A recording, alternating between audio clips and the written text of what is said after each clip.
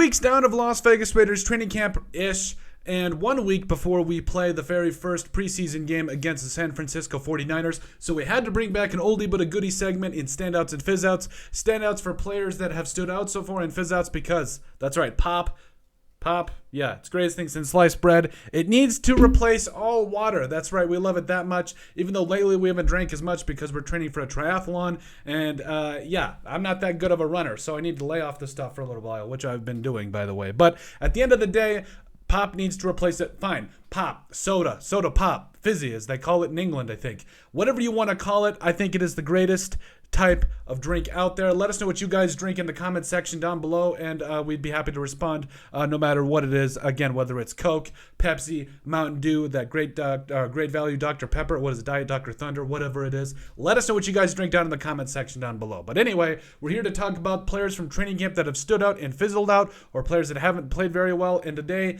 I feel like this one is the consensus to start out with. It's Trey Tucker. The rookie out of third-round pick, the wide receiver coming up out of Cincinnati, has just balled out this entire time during training camp. And I think he deserves a lot of respect because he came into a training camp where you already had Devontae Adams, you brought in Jacoby Myers, and then Hunter Renfrow was coming off a season in which, yeah, he was injured, but before that, he had 100 catches the year before. So this was kind of a tough spot for Trey Tucker, but he's come in and done a lot of great things. He's putting a little bit of shaking moves out there. You know, he's being got cat-like speed and reflexes. Look out! I've got cat-like speed and reflexes.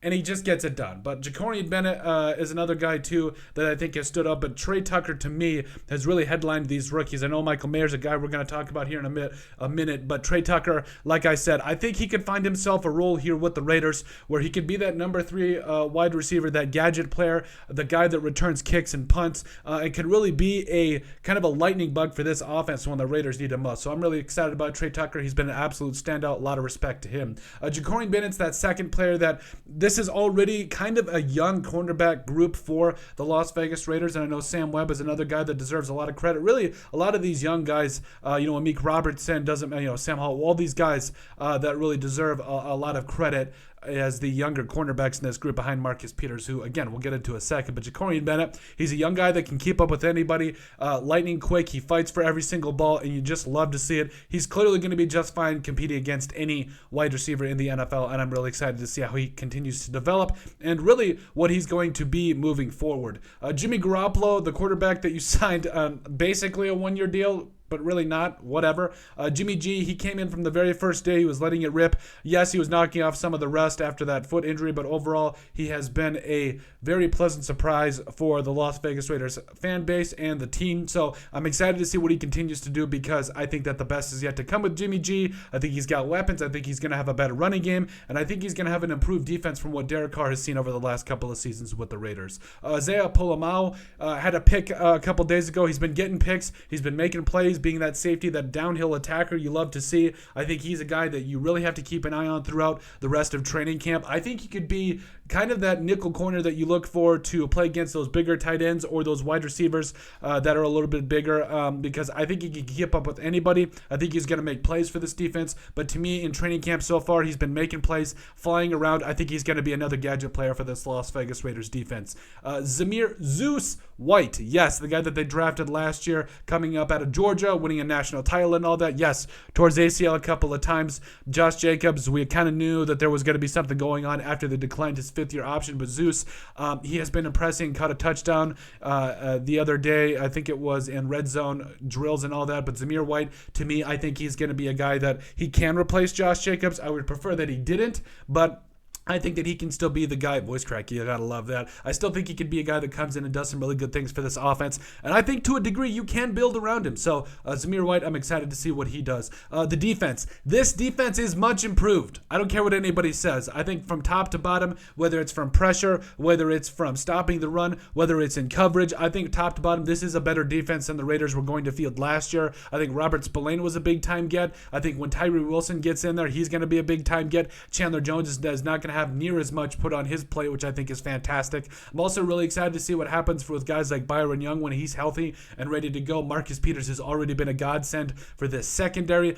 Linebackers like Luke Masterson have stepped up as well. Divine Diablo, going to be a guy we talk about in a second. Like to see more from him, but overall, I think if you just look at the totality of this defense, it's better than it was last year, which I know isn't very hard. Michael Mayer, another rookie here, the second rounder that they traded up for, the steal of the draft in my mind. We know what he can do in terms of pass catching. He's done it over the last couple of practices in training camp for the Raiders. The question is, how's he going to block? I think that's going to be something you're going to continue to watch with him. But overall, he's a guy that's another going to be a wide receiver or a receiving threat, for this Raiders offense. You do want him to continue to develop. Yes, there's been some growing pains, and we'll get into that in Fizzouts, but overall, you do like his ability. You do like what he's going to bring to this offense, and I think he's just getting started. Thayer Munford Jr., him and Jermaine Illuminar are competing for the starting right tackle spots. Also, I know Wagner's in there to a degree, but overall, let's be real. It's Thayer Munford and Jermaine Illuminar at this point. Thayer Munford reportedly has dropped, 10 to 15 pounds. I think he's a guy that showed very well at Ohio State over the last couple of years of his college career. I think he's going to be a guy that really does push Jermaine Illuminar, who, at worst case, do we just want to put Jermaine Illuminar at guard and then Thayer Munford at tackle? Whatever works. But overall, Munford has been a guy that has really shown out in that battle. It's going to be something we watch throughout the rest of preseason. Marcus Peters, I know we mentioned him a little bit before, but he's that guy that he's not the old Marcus Peters that's going to get you 5 to 8 interceptions a year, that ball-hawking guy that can change games. He's not that guy.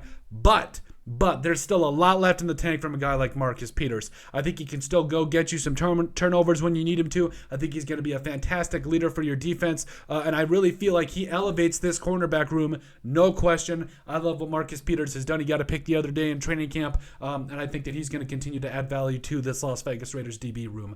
Devontae Adams and Jacoby Myers, this one's a gimme at this point. These two guys just been getting after doing their things. Number 1 and number 1A type receivers out there. I think this is going to be a very big thing, even with Hunter Renfrow, who's definitely a standout. I forgot to put him on here, but Devontae Adams, Jacoby Myers, Hunter Renfrow, this is going to be a very deadly wide receiving core, especially with Trey Tucker on the mound here. So Dylan Parham, the left guard, who in my mind, I called it a while ago, like 2 months, month before the draft. I said in year 2, Dylan Parham was going to be that guy. I think he's going to prove to be an all-pro in a lot of different ways. I think he's going to be an all-pro and improve in a lot of different ways. He's going to be a name that you're going to want to watch throughout the rest of the season, but I think he's going to be end up being a big-time steal from what you got him in the 3rd round last year. So Fizzouts, I think it's pretty clear who's Fizzouts at this point now.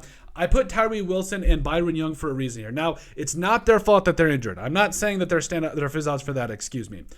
I think it just sucks. Can we not just hate the fact that our first round pick, and then also Byron Young, a 3rd rounder that we're really excited about, like, we haven't seen anything of these guys yet. Like, we can't just be a little angry about that. So overall, I'm just a little annoyed. I'll get over it, but I really want to see what these two do in the preseason, see what they continue to bring to this defense. And like I said, I just really want to see these guys and what they can do. Tyree Wilson might not play until the regular season, which fine, but Byron Young, I would like to get him back before the preseason, but we'll see what happens before the regular season, but overall, these two guys, I just want to see what we got in two guys that are going to help out this D-line.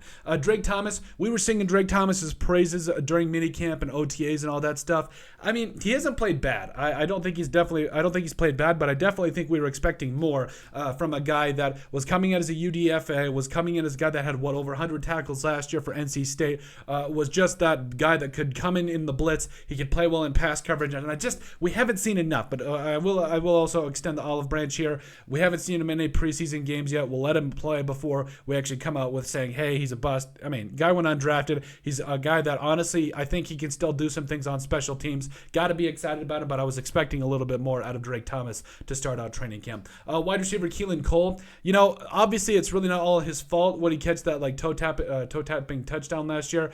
I really expected him to at least challenge guys like Trey Tucker a little more and Hunter Renfrow as well. But let's face it, you drafted Trey Tucker in the 3rd round for a reason. Keelan Cole, he could probably be an odd man out at this point. I don't know, but I was expecting a little bit more from him just in terms of explosive plays. But it really is the fact he's getting outshadowed by Trey Tucker right now. So it's really not his fault. We'll see how the rest of the preseason plays out. Divine Diablo, another name here.